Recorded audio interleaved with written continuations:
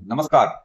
पिछले दिनों कन्हैया मित्तल का एक वीडियो वायरल हुआ जिसमें वो साउंड वाले को धमका रहे थे, टेक्निक बता रहे थे, कब साउंड कम करना है, कब बढ़ाना है।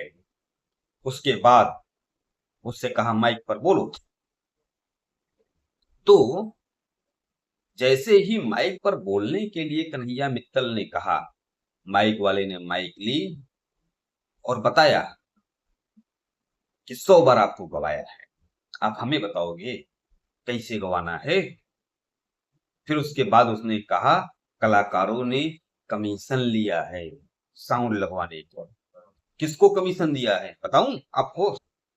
इस आदमी को, मतलब कन्हैया मित्तल को हमने 25,000 कमीशन दिए हैं साउंड लगाने के लिए। ये बातें सब जानते हैं। साउंड वाले का नाम था अश्विनी। उन्होंने कहा अश्विनी भैया बोलो, तो अश्विनी भैया ने कन्हैया मित्तल के पाखंड को उजागर कर दिया।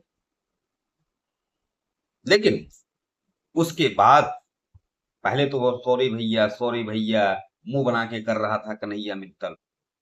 फिर उसने कहा कि इसे मालूम नहीं कि मैं इतना पैसा लेता हूं कि एक रात में इतना पैसा लेता हूं कि साउंड अपना ही खरीद लूं। भैया साउंड अपना खरीद लोगे, फिर कमीशन कहां से मिलेगा? साउंड इसीलिए नहीं खरीद रहे हो क्योंकि कमीशन लेना है। तो साउंड खरीद लोगे तो कमीशन कैसे मिलेगा? तो कमीशन तो बना है ना, कमीशन खत्म हो जाएगा जैसे ही आप साउंड खरीदोगे। और रही बात कन्हैया मित्तल की, तो मैं तो शुरुआत से जानता हूं कि यह आदमी बहुत है।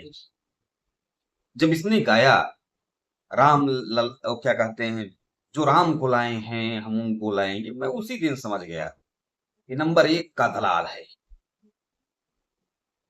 भाई राम को लाने वाला कोई पैदा हुआ है? राम भगवान ने सभी लोगों को लाया है और राम के नाम पर सबकी रोजी रोटी चल रही है। लेकिन नेताओं को खुश करने के लिए ऐसे धूर्त इस प्रकार के गाना गाते रहते हैं, जो राम को लाए हैं हम को लाए। और तुम लोग, तुम्हारी भी हैसियत नहीं है लाने की। राम जिसको चाहेंगे वो आएगा, राम जिसको चाहेंगे वो जाएगा। वो सारा खेल राम का ही है। इसलिए तुम जो नौटंकी करते रहते हो वह बंद कर दो। और बाद में इसका बीच में मन उखड़ा, टिकट नहीं मिला, तो उसने कहा कि अब मेरा मन भाजपा के साथ लग नहीं रहा, मैं कांग्रेस में जाऊंगा। फिर पलट के जब लोगों ने इसको मतलब भला बुरा कहा तो फिर भाजपा में आ गया। और ये जो भजन करता है कन्हैया मित्तल, आप देखिए ये लोग भजन कहाँ करते हैं, भाषणबाजी करता है, नौटंकी करता है। लेकिन दुर्भाग्य ये है कि हमारे देश की जनता ऐसे नौटंकी बाजों को ही पसंद करती है। उसने जब कहा ना कि उसको नहीं मालूम है, एक रात में मैं जितना पैसा लेता हूं उतने में मैं साउंड ही खरीद लेता, तो क्यों नहीं खरीद लिया भाई? उसके बाद जनता ताली बजा रही थी। जनता को सत्य नहीं समझ में आया। वो साउंड वाला ऐसे ही बोल देगा कन्हैया मित्तल जैसे व्यक्ति को कि भाई 25,000 तुमने लिया है तभी बोला उसने। टंके की चोट पर बोला है, हजारों लोगों के बीच में बोला है। उस साउंड वाले का तो हमें सम्मान करना चाहिए। वो कन्हैया मित्तल जैसे लोगों का जो भगवान के नाम पर तलाई करते हैं उनका पोल खोल दिया।